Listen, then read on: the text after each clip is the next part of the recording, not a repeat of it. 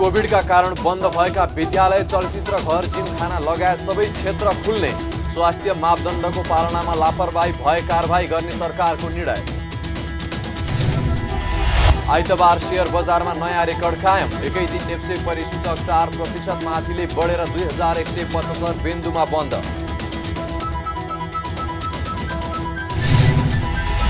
र सडक र सामाजिक सञ्जालमा राष्ट्रपतिको चरित्र हत्या हुने गरी अमर्यादित अभिव्यक्ति दिनेमाथि कारबाही गर्न गृहमन्त्रीको निर्देशन। गैर कानुनी अपराधी गतिविधि भएको भनाई। हामी छौं पल पल तपाईसँग, हिमाल पहाड तराईसँग, साथ छ हाम्रो बढ्ने कदमलाई। सलाम छ ती पोरखी हातहरूलाई, जिन्दगी सजाइदिन्छौँ हामी, हर सासको साथी बन्छौँ हामी। सुरक्षा अनि समृद्धि प्राण छ हाम्रो, हर आफू पनि बचाऊ, अरूलाई पनि बचाऊ। आजै नेपाल लाइफमा जीवन बिमा गरौँ। हामी हौं नेपाल लाइफ। नेपाल लाइफ, किनकि जीवन अमूल्य छ।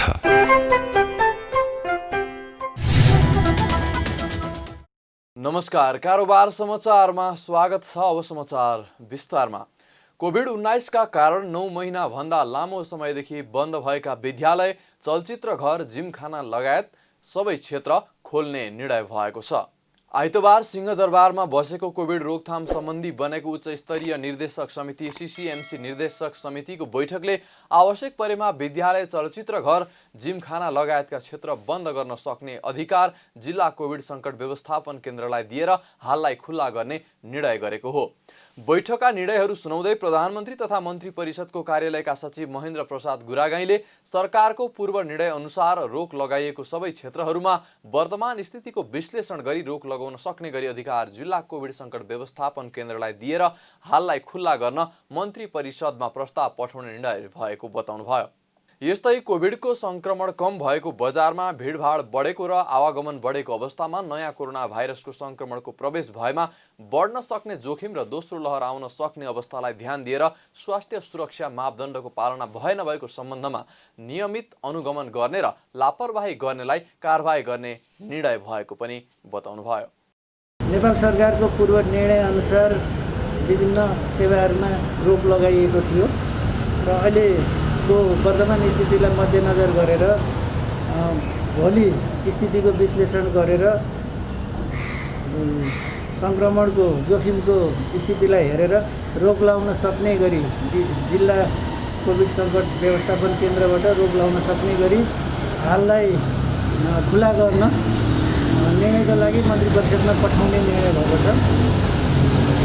त्यस्तै गरी कोभिडको सङ्क्रमण कम भएको र बजारमा भिडभाड बढी भएको र कोभिड छैन जस्तो ठानेर स्वतन्त्र रूपमा हिँड्ने गरेको अवस्था देखिएको अवस्था भएको र नयाँ भाइरसको प्रवेश भएमा यो जोखिम चाहिँ छिटै बढ्न सक्ने, सेकेन्ड वेभ आउन सक्ने अवस्था भएको हुनाले यो स्वास्थ्य सुरक्षा मापदण्डको कडाइका साथ पालना गर्ने, गराउने, नियमित अनुगमन गर्ने र नगर्नेहरूलाई जुन मापदण्ड तोकेका छन् नगर्नेहरूलाई कारबाही गर्नलाई डिसिसिएमसीले सक्रियतापूर्वक काम गर्ने गरी निर्णय भएको छ। यस्तै संयुक्त अधिराज्य बेलायत लगायतका विभिन्न 20-22 वटा मुलुकमा कोरोनाको नयाँ रूप देखिएको प्रमाणित भएको कारण ती मुलुकबाट आउने यात्रुलाई 10 दिनसम्म क्वारेन्टाइनमा बस्ने व्यवस्था मिलाउने निर्णय गर्न मन्त्री परिषदमा प्रस्ताव लैजाने निर्णय पनि सीसीएमसी निर्देशक समितिले गरेको छ। यस्तै तेस्रो मुलुकबाट आउने व्यक्तिहरूलाई अनलाइन फारम भर्ने व्यवस्था मिलाइएकोमा त्यसलाई नयाँ भाइरसको कारणले अझ प्रभावकारी रूपमा भराउने सम्बन्धमा संस्कृति, पर्यटन तथा नागरिक उड्डयन मन्त्रालयले विमान कम्पनीलाई निर्देशन दिने सम्बन्धी निर्णय भएको पनि सचिव गुरागाईले जानकारी दिनुभयो। आइतबार शेयर बजार मापन गर्ने नेप्से परिसूचकले नयाँ रेकर्ड कायम गरेको छ। नेप्सी परिसूचक 4.22% अर्थात् 88.12 अङ्कले बढेर 2175.39 बिन्दुमा बन्द भएको छ।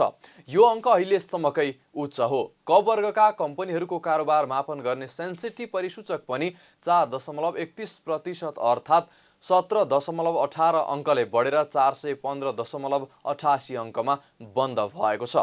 दिनभर 212 कम्पनीको 6,34,40,17,000 रुपैयाँ बराबरको 1,40,26,886 किता सेयर खरिद बिक्री भएको छ। सूचीकृत कम्पनीहरूबाट सर्वसाधारणमा जारी भएका सेयरहरूको मात्रै कारोबार मापन गर्ने परिसूचक फ्लोट परिसूचक पनि 4.1% अर्थात् 5.82 अङ्कले बढेर 147.74 अङ्कमा बन्द भएको छ। यस्तै सेन्सिटिभ फ्लोट परिसूचक पनि 3.97% अर्थात् 5.07 अङ्कले बढेर 132.97 अङ्कमा बन्द भएको छ। बजारले नयाँ उचाइ बनाउँदै जाँदा लगानीकर्तामा उमङ्ग थपिएको छ, जसका कारण बजारमा सेयरको माग बढेको छ। अर्कोतर्फ वित्तीय प्रणालीमा पनि अधिक तरलता छ। बैंक ब्याज दर पनि सस्तो भएको छ। बजार निरन्तर बढ्दै जाने र सेयर खरिदका लागि कम ब्याज दरमा सहजै बैंकले रकम उपलब्ध गराउने भएपछि लगानीकर्ताले सेयरको माग बढाएको देखिन्छ। यस्तै कोभिड-19 का कारण अन्य वास्तविक क्षेत्र सुस्ताएकाले पनि नयाँ र ठूला लगानीकर्ताको प्रवेश सेयर बजारमा हुने क्रम पनि बढ्दै गएको छ। त्यसैले हरेक दिन सेयर बजारमा रौनकता देखिएको मान्न सकिन्छ। आइतबार कारोबारमा आएका समय समूह बढेका छन्। सबैभन्दा धेरै सेयर कारोबार नेपाल लाइफ इन्स्योरेन्सको 50 करोड 95 लाख रुपैयाँ, प्राइम कमर्सियल बैंकको 50 करोड 26 लाख रुपैयाँको कारोबार भएको छ। यस्तै नेपाल दूरसञ्चार प्राधिकरणको 45 करोड 7 लाख, नेपाल पुनर्बिमा कम्पनीको 27 करोड 52 लाख, एनआइसी एसिया बैंकको 27 करोड 37 लाख रुपैयाँ बढीको सेयर कारोबार भएको छ। हिमालयन डिस्टिलरीका सेयर धनी र साल ट्रेडिङ कर्पोरेसनका सेयर धनीले 10%ले कमाएका छन्। यस्तै 9% भन्दा माथि कमाउने कम्पनीका सेयर धनीहरूमा Nepal Punarbima Company, Prime Commercial Bank, Kumari Bank, Gurans Laghubitta वित्तीय संस्था, नेशनल लघुवित्त वित्तीय संस्थाका रहेका छन्। बजारमा उच्च वृद्धि भए पनि राधि विद्युत कम्पनी, शिवश्री हाइड्रो पावर लगायत 30 वटा कम्पनीका सेयर धनीले भने गुमाएका छन्। औषधि व्यवसायीहरूको व्यावसायिक प्रमाणपत्र लाइसेन्स नवीकरणमा औषधि व्यवस्था विभाग लचक देखिएको छ। औषधि व्यवसायका लागि विभागबाट जारी हुने व्यावसायिक प्रमाणपत्रको नवीकरण 5 वर्षमा गर्ने व्यवस्था गर्न औषधि व्यवसायीहरूले माग गरेपछि विभागले लाइसेन्सको अवधि बढाउन सक्ने संकेत गरेको हो। भक्तपुरमा आयोजित नेपाल औषधि व्यवसायी सङ्घ बागमती प्रदेशको प्रथम अधिवेशनलाई सम्बोधन गर्दै विभागका महानिर्देशक भरत भट्टराईले औषधि व्यवसायीलाई दिने व्यावसायिक प्रमाणपत्रको अवधि बढाउन सकिने बताउनु भएको हो। अहिले औषधि व्यवसायका लागि दिने व्यावसायिक प्रमाणपत्रको हरेक वर्ष नवीकरण गर्नुपर्ने व्यवस्था छ। महानिर्देशक भट्टराईले भने 3 वर्षदेखि 5 वर्षभित्र कहिले नवीकरण गर्ने भन्ने सम्बन्धमा छलफल गरेर टुङ्गोमा पुग्न सकिने बताउनुभयो। एउटा एमआरपीको कुरा आयो। अतिरिक्त मूल्य वृद्धिमा 10% चाहिँ वर्षेनी चाहिँ नवीकरण हुँदै आएको भन्ने भएको छ। यसलाई थोरै यहाँहरूसँगै बसेर स्टेक होल्डरसँग बसेर यसलाई कानुनी रूपमा या नीतिगत रूपमा कुनै कुराको एड्रेस गर्न सकिने अवस्था रहेछ भने यसलाई पनि सहजीकरण गरौँला। व्यवसायी प्रमाणपत्रको कुरा आयो। 5 वर्षको नवीकरण एकदमै ठिक कुरा हो। पासपोर्ट त्यत्रो वर्ष हुन्छ, समय रहन्छ। त्यसकारणले गर्दाखेरि अब यसलाई हामीले अहिलेको हिसाबमा अहिलेको ऐन नियमको दायरामा अहिले हामी एफटीको कन्सेप्टमा पनि जान खोजिरहेका छौँ। त्यसकारणले एफटीको कन्सेप्टमा जाँदाखेरि पनि यसलाई हामीले कसरी के गरी इन्कर्पोरेट गर्न सक्छौँ, मिनिमम 3 वर्षदेखि 5 वर्षको बिचमा कति गर्न सकिन्छ त्यसलाई पनि हामी प्रयास गरौँला।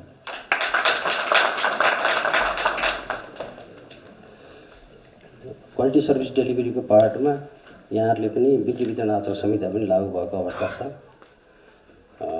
केही हदसम्म धनी व्यवसायीहरू सम्बन्धी पनि केही इस्युजहरू आएका छन्। हामीले रिसिभ गरेका छौँ त्यो कुराहरूलाई पनि हामी कसरी एड्रेस गर्न सक्छौँ हामी हेर्छौँ एकचोटि।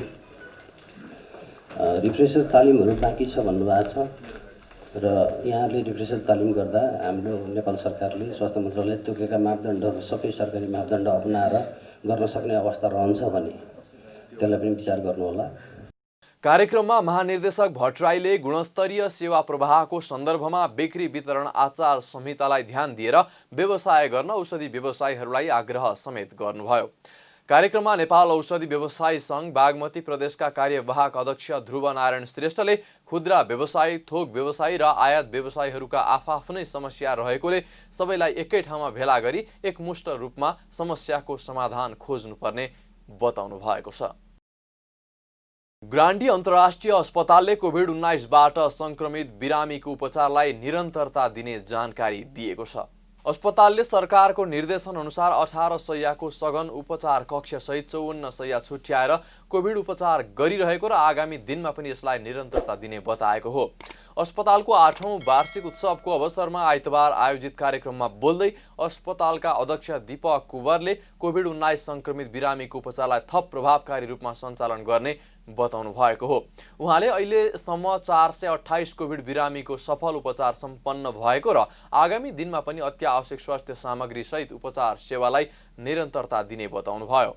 समुदायमा अन्तर्राष्ट्रिय गुणस्तरको स्वास्थ्य उपचार सेवा सर्वसुलभ रूपमा प्रदान गर्ने उद्देश्य सहित आगामी दिनमा अझ प्रभावकारी काम गर्ने प्रतिबद्धता साथ काम गरिरहेको पनि अध्यक्ष कुँवरले बताउनुभयो। ग्रान्डीमा यो कोभिडको बेलामा पनि हामीले एउटा डक्टर्स, नर्स, स्टाफहरूले जुन कन्ट्रिब्युसन एउटा गरे, त्यसरी हामीले अर्थक्वेकको बेलामा पनि यसरी नै हामीले आफ्नो एउटा सोभियोग प्रयोग गरेर हामीले एउटा जुन पेसेन्टहरूलाई फ्री अफ कस्टमा ट्रिटमेन्ट दियौँ र आज हामी यो कोभिडमा पनि हामी त्यसरी नै सम्पूर्ण एउटा पेसेन्टहरूलाई हामीले केयर गऱ्यौँ। धेरै एउटा तपाईँको रिकभरीको त्यो रिपोर्ट छ, केही मात्रै अलिकति उहाँहरूको एउटा मृत्यु भएको छ, न त धेरै पर्सेन्टमा राम्रो भएको छ र आगामी दिनहरूमा भएका डिपार्टमेन्टहरूलाई अझ सक्षम, अझ तपाईँको त्यो एउटा क्वालिफाइड बनाउँदै इक्विपमेन्ट वाइज, मेडिकल वाइज र यसलाई हामीले एउटा देशको राम्रो हस्पिटल बनाउनलाई हामी कमिटेड भएर फेरि सबैको हातमा हात साथमा साथ दिने एउटा प्रतिबद्धता साथ हामी अगाडि बढेका छौँ। ग्रान्डी अस्पतालले 26 विभिन्न स्वास्थ्य सम्बन्धी विधाहरूमा 121 पूर्णकालीन विशेषज्ञ चिकित्सकहरूद्वारा सेवा उपलब्ध गराइरहेको छ। गृहमन्त्री रामबहादुर थापाले राष्ट्रपति विद्यादेवी भण्डारीको चरित्र हत्या हुने गरी अमर्यादित अभिव्यक्ति दिनेमाथि कारबाही गर्न निर्देशन दिनुभएको छ। राष्ट्रपतिको बारेमा सडकबाट राजनीतिक कर्मीहरूले अशोभनीय र अमर्यादित रूपमा विषयहरू उठाइएको प्रति सरकारको गम्भीर ध्यान आकर्षण भएको भन्दै मन्त्री थापाले अमर्यादित अभिव्यक्ति दिनेमाथि कारबाही गर्न निर्देशन दिएको बताउनु भएको हो। आइतबार नेपाल कम्युनिस्ट पार्टी नेकपाको ओली पक्षको अखिल नेपाल महिला सङ्घको ज्ञापन पत्र बुझ्दै मन्त्री थापाले सडक र सामाजिक सञ्जालमा उठाइएका विषयहरू गैर कानुनी र अपराधी गतिविधि भएको बताउनुभयो। यस सम्बन्धमा सम्बन्धित निकायलाई छानबिन गरी दोषीमाथि कारबाही गर्न निर्देशन दिइसकेको बताउनुभयो। सम्मान्य राष्ट्रपतिजीको बारेमा सडकहरूबाट कतिपय राजनीतिक कर्मीहरूले जुन अशोभनीय र अमर्यादित रूपमा विषयहरू उठाइएका छन् र कानुनी दृष्टिले निश्चित रूपमा त्यो गैर कानुनी विषय हो र आपराधिक क्रियाकलाप पनि हो। त्यसले पनि हाम्रो गम्भीर ध्यान आकर्षण गराएको छ। साथै साइबर यता सञ्चार मिडियाहरूमा पनि यस किसिमका विषयहरू उठेका छन् र सम्माननीय राष्ट्रपतिजीको चरित्र हत्या गर्ने र अमर्यादित व्यवहारहरू प्रदर्शन भइरहेका छन्। यसमा पनि हाम्रो गम्भीर ध्यान आकर्षण भएको छ र हामीले सम्बन्धित निकायलाई यसको बारेमा छानबिन गर्ने र दोषीहरूलाई कारबाही गर्नको निम्ति हामीले निर्देशन दिइसकेका छौँ। पक्कै पनि सम्माननीय राष्ट्रपति राष्ट्रको प्रमुख हो र त्यो प्रमुखको रक्षा गर्नु राज्यको कर्तव्य पनि हो। त्यसकारणले यो सन्दर्भमा हामीले कदम उठाइसकेका छौँ। यसअघि गृहमन्त्री थापालाई ज्ञापन पत्र बुझाउँदै नेकपा ओली पक्षको महिला सङ्घले विभिन्न सार्वजनिक कार्यक्रम, भेला, जुलुस तथा सामाजिक सञ्जालबाट राष्ट्रपतिलाई गाली गलौज गर्नेहरू विरुद्ध कानुनी कारबाही गर्न माग गरेको छ। लोकतन्त्रमा असन्तुष्ट पक्षहरूले सभा जुलुस गर्ने तथा आफ्नो विचार अभिव्यक्त गर्ने स्वतन्त्रता भए पनि प्रधानमन्त्री र राष्ट्रपतिको विरुद्धमा अमानवीय, अमर्यादित, अशोभनीय तथा अराजक अभिव्यक्ति आएको भन्दै आपत्ति समेत जनाएको छ। सङ्घकी नेत्री शर्मिला कार्कीले नाराबाजी गर्ने विरुद्ध कानुनी कारबाही गरिनुपर्ने, अन्यथा आफूहरू नै कानुनी प्रक्रियामा जाने बताउनुभयो। सम्मान्य राष्ट्रपतिज्यू, राष्ट्रको प्रमुख, सबभन्दा उच्च संस्था, राष्ट्रको पहिलो चाहिने व्यक्ति प्रति जुन ढङ्गका चाहिने एउटा चारित्रिक लालछना लगाएर लैङ्गिक विभेदका, लैङ्गिक हिंसा हुने खालका चाहिने नाराहरू चाहिँ अस्तिको कार्यक्रममा चाहिँ लगाइयो। त्यो कार्यक्रमबाट चाहिँ सम्मान्य राष्ट्रपतिज्यू सँगसँगै सम्मान्य प्रधानमन्त्रीज्यूप्रति पनि जुन ढङ्गले चाहिँ राष्ट्र प्रमुख र चाहिँ सरकार प्रमुखप्रति लगाएको नाराप्रति हामीले घोर भर्त्सना गरेका छौँ। अझ भन्ने हो भने सम्मान्य राष्ट्रपतिज्यूप्रति चाहिँ जुन किसिमले ती नाराहरू लगाउने कामहरू चाहिँ गरियो, ती नाराहरूप्रति चाहिँ हामी एकदमै सहमत छैनौँ र अब आजभन्दा आइन्दा चाहिँ सम्मान्य राष्ट्रपतिज्यू विरुद्ध चाहिँ यस्ता खालका नाराहरू जोसुकैले लगाए पनि, राष्ट्रपति होस् या के मतलब चाहिँ सरकारका चाहिँ विभिन्न निकायहरू हुन् या चाहिँ जुलुसमा आएका चाहिँ के अरे विभिन्न चाहिँ समूहहरू हुन् या व्यक्तिहरू हुन्, हामी कुनै पनि हालतमा त्यस्तो किसिमको कदम गर्ने व्यक्ति, संस्थाहरू, आयोजकहरू कसैलाई छोड्नेवाला छैनौँ। हामीले भोलि नै कानुनी प्रक्रियामा जाने र मुद्दा हाल्ने प्रक्रिया गरेका छौँ। अब आइन्दा यदि सम्मान्य राष्ट्रपतिज्यू विरुद्ध बरोबर रूपमा चाहिने सामाजिक सञ्जालमा अथवा चाहिँ विभिन्न टिका टिप्पणीमा यस्ता कार्यक्रमहरू गर्नेहरूको लागि हामी राष्ट्रिय मात्र अन्तर्राष्ट्रिय स्तरसम्म चाहिने यसको कारबाहीको लागि हामी जानेछौँ। हामीले सबै सम्पूर्ण तत्त्व दिन चाहिने जुन किसिमका नाराहरू सडकमा लगाइयो त्यसका लागि हाम्रो घोर भर्त्सना छ र सम्बन्धित आयोजकहरूले पनि यसको जिम्मेवारी लिएर उहाँहरूलाई कारबाही गर्नुपर्छ, सरकारले पनि गर्नुपर्छ। प्रधानमन्त्री केपी शर्मा ओलीको सिफारिसमा राष्ट्रपति विद्यादेवी भण्डारीले पौष 5 गते प्रतिनिधि सभा विघटन गरेसँगै विभिन्न राजनीतिक दलहरू सरकारको असंवैधानिक कदम भन्दै आन्दोलित भएका छन्। आन्दोलनमा प्रधानमन्त्री र राष्ट्रपति विरुद्ध नाराबाजी हुने गरेको छ।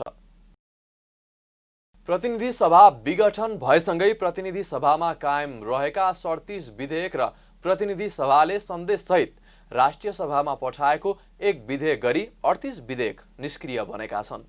पौष 5 गते प्रधानमन्त्री केपी शर्मा ओलीको सिफारिसमा राष्ट्रपति विद्यादेवी भण्डारीले प्रतिनिधि सभाको विघटन गरेसँगै निकै समय, श्रम र खर्च लगाएर तयार पारिएका 38 वटा विधेयक निष्क्रिय बनेका छन्। विधेयक निष्क्रिय भएसँगै प्रतिनिधि सभाको मेहनत त खेर गएको छ नै। आगामी दिनमा यी विधेयकहरूलाई पुनः सुरुवातकै बिन्दुबाट सुरु गर्नुपर्ने हुन्छ भने कानुन बन्ने कुरामा पनि ढिलो हुने निश्चित भएको छ। प्रतिनिधि सभामा दर्ता भई वितरण भएका 5 वटा गैर सरकारी सहित 12 वटा विधेयक, सभामा प्रस्तुत मात्रै भएका 4 वटा विधेयक, राष्ट्रिय सभाबाट सन्देश पठाएर प्रतिनिधि सभाको टेबुलमा भएका 4 विधेयक, राष्ट्रिय सभाको सन्देशमाथि विचार गर्न बाँकी 2 वटा विधेयक, प्रतिनिधि सभाका विभिन्न समितिमा विचाराधीन 10 वटा विधेयक, प्रतिनिधि सभाका समितिका प्रतिवेदनमा हाउसमा पेश भएका 5 वटा विधेयक गरी जम्मा 37 वटा विधेयक प्रतिनिधि सभामा विचाराधीन अवस्थामा रहेका थिए। त्यस्तै प्रतिनिधि सभाले सन्देशसहित राष्ट्रिय सभामा एउटा विधेयक पठाएको थियो। यससँगै 38 विधेयक निष्क्रिय हुने अवस्थामा पुगेको हो। यी विधेयकहरू कानुनी प्रावधान एवं संवैधानिक व्यवस्था अनुसार निष्क्रिय हुने संघीय संसदका सहायक प्रवक्ता दशरथ धमलाले बताउनुभयो। अब यस्तो छ, अहिले प्रतिनिधि सभा विघटन भएको अवस्था छ। भलै त्यो अदालतमा विचार दिने मुद्दा छ। यदि अदालतबाट पुनर्स्थापना भएर आयो भने त्यो अर्को कुरा भयो। यदि भएन भनेदेखि अहिले हेर्ने भने प्रतिनिधि सभामा उत्पत्ति भएका विधेयकहरू र प्रतिनिधि सभामै विचाराधीन भएका विधेयक अथवा प्रतिनिधि सभामा प्रस्तुत भएर विचाराधीन रहेका विधेयक र प्रतिनिधि सभाबाट उत्पत्ति भएर राष्ट्रिय सभामा विचाराधीन भएका विधेयकहरू हाम्रो कानुनी प्रावधान अनुसार, संवैधानिक व्यवस्था अनुसार ती विधेयकहरू निष्क्रिय हुन्छन्। र यसरी हेर्दा प्रतिनिधि सभामा अहिले कायम रहेका 37 वटा विधेयक र प्रतिनिधि सभाले सन्देशसहित राष्ट्रिय सभामा पठाएको एउटा विधेयक छ, त्यो विधेयक सहित गरेर जम्मा 38 वटा विधेयकहरू चाहिँ निष्क्रिय हुने अवस्था देखिन्छ। निष्क्रिय हुने विधेयकहरूमा संघीय निजामती सेवा विधेयक 2075, नेपाल नागरिकता पहिलो संशोधन विधेयक 2075, लोकसेवा आयोग विधेयक 2075, सूचना प्रविधि सम्बन्धी विधेयक 2075, राष्ट्रिय सुरक्षा परिषद विधेयक 2075 लगायतका सम्पूर्ण विधेयकहरू रहेका छन्। यी विधेयकहरू पास हुन ढिलाइ हुँदा आवश्यक कानुन बन्न समेत ढिलो हुने देखिएको छ। यता राष्ट्रिय सभातर्फ भने 18वटा विधेयक कायम रहेका छन्। 8वटा विधेयक सभामा विचाराधीन अवस्थामा रहेका छन् भने 10वटा विधेयक समितिमा विचाराधीन अवस्थामा रहेका छन्। यी विधेयकहरूलाई सबै प्रक्रिया पूरा गरी अघि बढाउन सकिने भए पनि प्रतिनिधि सभा नभएको अवस्थामा कानुन बन्ने प्रक्रिया रोकिन्छ। विधेयकले राष्ट्रिय सभा र प्रतिनिधि सभाका सबै प्रक्रिया पूरा गरेपछि मात्र कानुनको रूप पाउँछ। भर्खर सुरु भएको अधिवेशनमा राष्ट्रिय सभा मात्र चल्ने भएकाले र विधेयकमाथिको छलफल भए पनि सरकारले राष्ट्रिय सभालाई बिजनेस दिए मात्रै सभा क्रियाशील हुने र सरकारले बिजनेस नल्याए यी विधेयकहरूको प्रक्रिया सकिएपछि सभाले बिजनेस पाउने अवस्था नरहेको प्रवक्ता धमलाको भनाइ छ। राष्ट्रिय सभामा दर्ता भएर राष्ट्रिय सभामै कायम रहेका अहिलेको विधेयकको अवस्थाहरू जम्मा 18वटा रहेका छन्। 8वटा विधेयकहरू सभामा रहेका छन् अथवा केही विधेयकहरू दर्ता भएर रहेका छन्, केही विधेयकहरू प्रस्तुत भएर रहेका छन्, केही विधेयकहरूको प्रतिवेदन पेश भएर रहेका अवस्था छन्। यसलाई समग्रमा हेऱ्यो भने सभामा विचार दिने विधेयकहरूको अवस्था 8वटा छ भने राष्ट्रिय सभाको विधान व्यवस्थापन समितिमा जहाँ विधेयकहरूको छलफल हुने एउटा मात्रै समिति छ, त्यो समितिमा चाहिँ जम्मा 10वटा विधेयकहरू विचाराधीन अवस्था छन्। केही विधेयकहरू प्रतिवेदन तयारी भएर सभामा पेश गर्ने अवस्थामा रहेका छन् भने केही विधेयकहरू चाहिँ छलफल भइरहेको तथा छलफलको क्रममा रहेका छन्। अब यी विधेयकहरूलाई प्रक्रियामा लगेर छलफल गरेर जति स्टेपहरू छन् ती सबै पुरा गर्न त राष्ट्रिय सभाले सक्छ।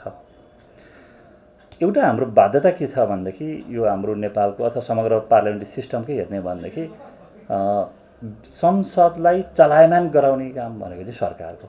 सरकारले बिजनेस दियो भने सभा क्रियाशील भएर चल्न सक्छ। यदि सरकारले बिजनेस दिएन, सरकारले कुनै पनि विधेयकहरू प्रस्तुत गरिदिएन, ल्याइदिएन भनेदेखि अब गैर सरकारी विधेयकहरू पनि उत्पन्न त हुन सक्छन्। तर हाम्रो नेपालको अवस्था अहिलेसम्मको इतिहासलाई हेर्ने हो भने गैर सरकारी विधेयकहरूको त्यति धेरै दर्ता भएर विधेयक बनेको धेरै त्यस्तो सङ्ख्यात्मक रूपमा त्यस्तो देखिँदैन। त्यसैले सरकारले विधेयक ल्याए संसदमा अब राष्ट्रिय सभामा बिजनेस पाउने भयो, चल्ने भयो। यदि ल्याएन भने अहिलेका जति विधेयकहरू छन् ती विधेयकहरूको प्रक्रिया सकिएपछि अब आफूले बिजनेस पाउने अवस्था देखिँदैन।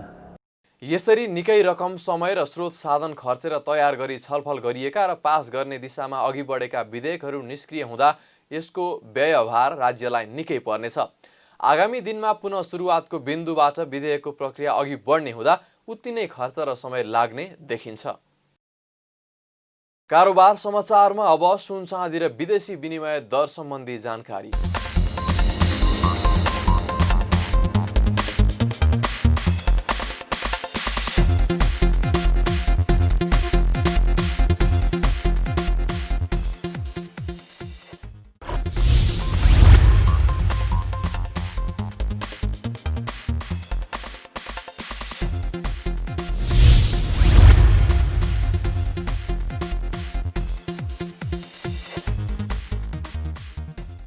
बिदा हुनु अघि अहिलेसम्मका प्रमुख समाचार फेरि एकपटक।